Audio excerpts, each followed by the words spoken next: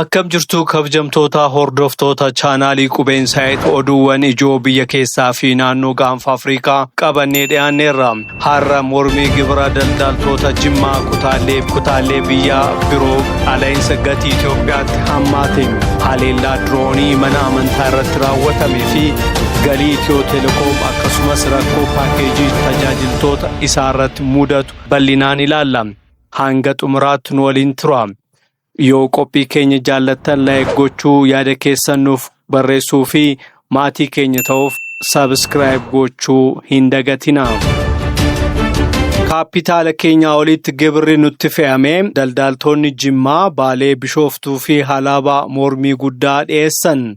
Aleensa gatii waggaa Itoophiyaa dhibbentaa 13.4 ga'e. Gatiin midhaanii ammas dabalaa jira. Naannoo Amaaraatti diroonii mana amantaa rukutuun lubbuu dabarse. Innaat paartiin gocha kana balaaleffateera. Itiyoo Telekoom galiin waggaa birrii biiliyoona 215 ol ga'uun beekame. Tajaajilamtoonni garuu kaffaltii hin fayyadamin isaanirraa cituun komii dhiyeessaati jiru.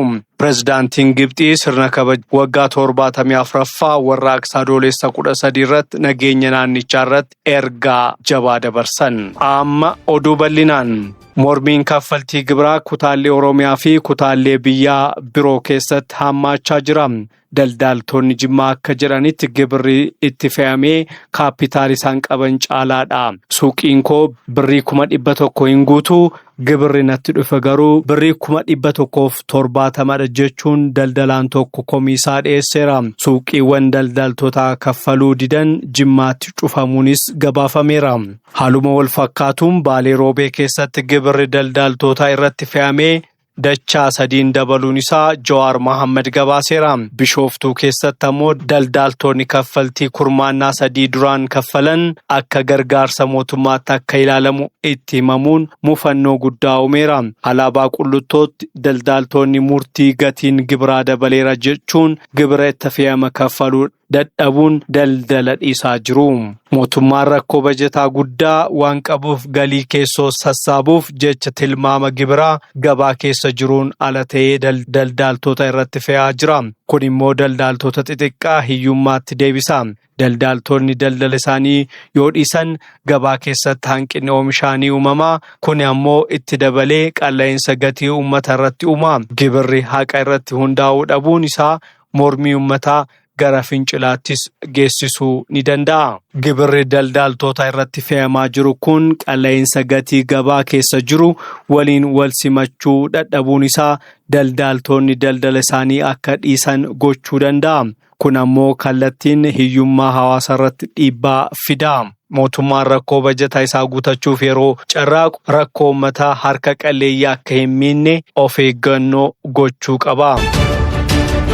Tajaajilli Staatiksii Itoophiyaa akka beeksisetti qaala'insi gatii waggaa ji'aa kana keessa dhibbentaa 13.4 ga'eera. Kunis ji'aan dura dhibbentaa 11.7 irra ol ka'uun isaa mirkaneera. Keessumaa gatiin midhaanii fi nyaataa dabaluun isaa hawaasa galii gadaanaa qabu irratti dhiibbaa guddaa uumaa jira.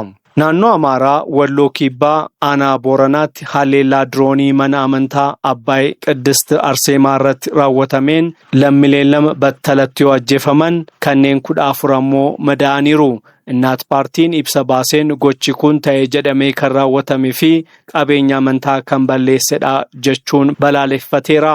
Haleellaan diroonii iddoowwan qulqulluu ta'an irratti raawwatamu dhiibbaa xiinsammuu guddaa uummata irratti uuma.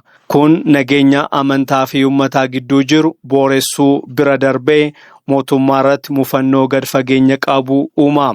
Haleellaan amantaa giddu galeessa godhatee waraana siivilii gara gita biraatti ceesisuu danda'a. Mootummaan ittisa nageenyaa nan godha jedhee uummata isaa eeguu dadhabuun isaa uummatni ofirratti akka eeguu fi deebii akka ofii kennu ni taasisa.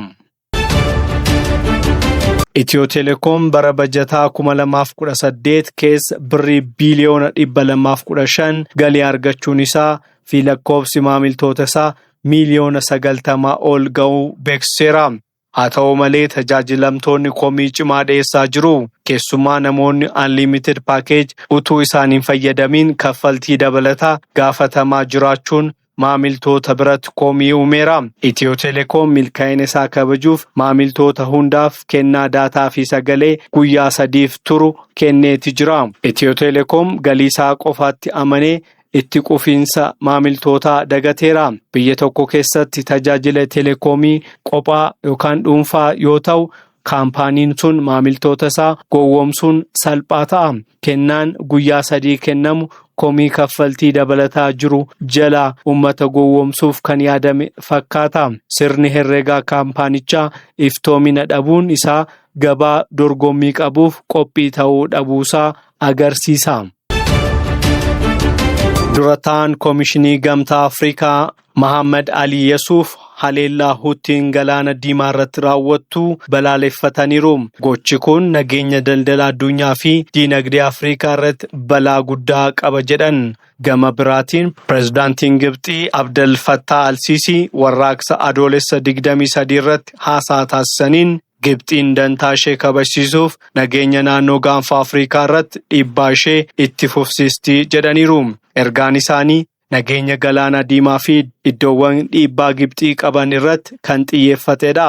Haasaan al-Sisi kun kallattiin Itoophiyaa yoo xiyyeeffachuu baates dhimma galaana diimaa irratti biyyoota qarqara galaanaa qofaatu mirga qabaa ejjennoo jedhu jabeessa. Kun ammoo Itoophiyaa harka kallattii galaanaa argachuuf carraaqxu daangessuuf kan yaadamedha. Gibxiin dhimma nageenya naannichaa dhimma dheerattuu nageenya ishee godhattee dhiyeessuun ishee dhimma Abbayyaa fi galaana diimaa irratti Itoophiyaa irratti dhiibbaa dippiloomaasii itti fufsiisuuf akka ta'e ni agarsiisa. Kabajamtoota hordoftoota keenya oduuwwan dhimma gibiraa Itiyoo Telekoomii fi nageenya biyyaa irratti qabannee dhufne kunneen turanii isin dhimma gibira daldaltoota irratti fe'amaa jiru kana irratti yaada akkamii qabdu? Itiyoo Telekoom hoo tajaajila isaa kaffaltii waliin wal madaalsiseera jettanii amantuu? Yaada keessan koomentii jalatti nuuf barreessaa. Chaanaalii Qubeen Saayit hordofuu keessaniif galatoomaa. Akka oduuwwan dabalataa isin ga'aniif laayik, sheerii fi sabskiraayib gochuu hin dagatinaa. Galatoomaa. Nagataa.